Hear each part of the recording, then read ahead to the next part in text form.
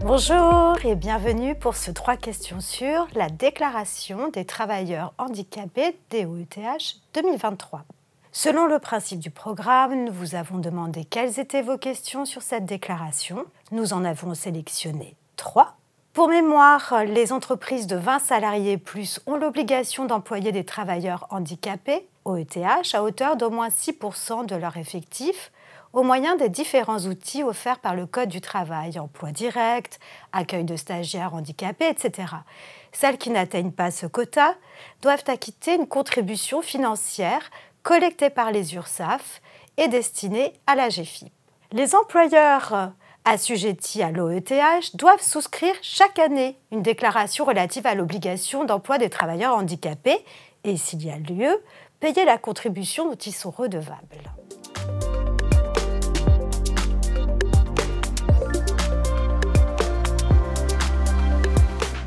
Eh bien, la DOETH est effectuée via la DSN relative au mois d'avril de l'année suivant celle au titre de laquelle elle est effectuée. Autrement dit, la déclaration relative à l'obligation d'emploi de l'année N doit être produite via la DSN du mois d'avril N+1 à souscrire au plus tard pour le 5 ou le 15 mai N+1 selon le cas. Cette année, la DOETH 2023 et le paiement de la contribution qui sera éventuellement due seront donc à effectuer sur la DSN d'avril 2024, exigible le 6 ou le 15 mai 2024 selon les entreprises. C'est pour ça que le réseau des URSSAF communique aux entreprises à partir du 15 mars 2024 les effectifs de travailleurs handicapés de l'année 2023. Une précision apportée par le GIP-MDS en charge de la maîtrise d'ouvrage de la DSN, les entreprises radiées entre le 1er janvier de l'année N+1 et la date d'exigibilité de la DOETH en mai de l'année N+1 effectuent donc leur déclaration en avance dans la dernière DSN mensuelle avant radiation. En clair, les entreprises radiées entre le 1er janvier 2024 et le 6 ou le 15 mai 2024 doivent effectuer leur DOETH en avance dans la dernière DSN mensuelle avant radiation.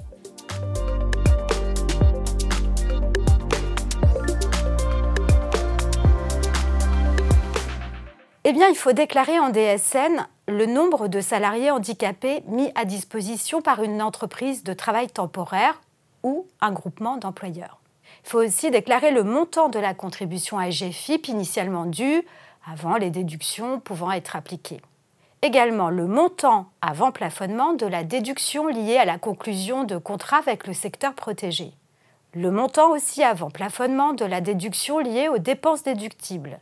Mais aussi le montant avant plafonnement de la déduction liée au nombre de salariés de l'entreprise exerçant des emplois et exigeant des conditions d'aptitude particulières.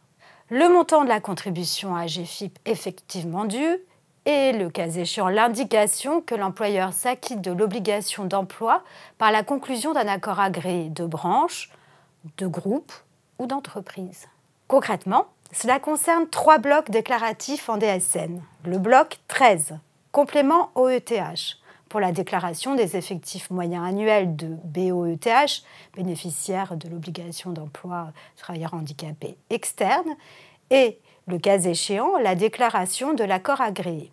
Deuxième bloc, le bloc 82, cotisation établissement, pour la déclaration de la contribution et des éventuelles déductions. Et enfin, le bloc 23, cotisation agrégée pour la déclaration et le paiement de la contribution.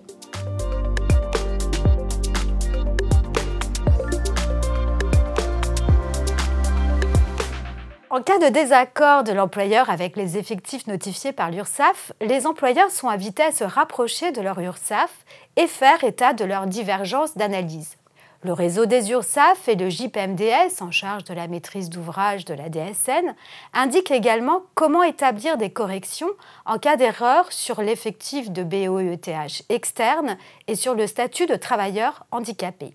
Nos auditeurs peuvent se reporter aux fiches consignes de la base de connaissances DSN, numérotées 2586 et 2578.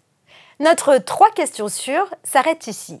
Si vous souhaitez en savoir encore plus sur la DOETH, vous pouvez vous reporter au dictionnaire social et paye au mot handicapé, déclaration d'emploi.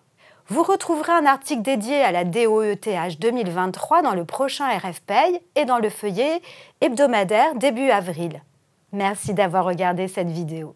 Nous espérons que vous avez trouvé ces informations utiles et instructives. N'hésitez pas à partager vos commentaires et à vous abonner pour ne manquer aucune de nos prochaines vidéos. À bientôt!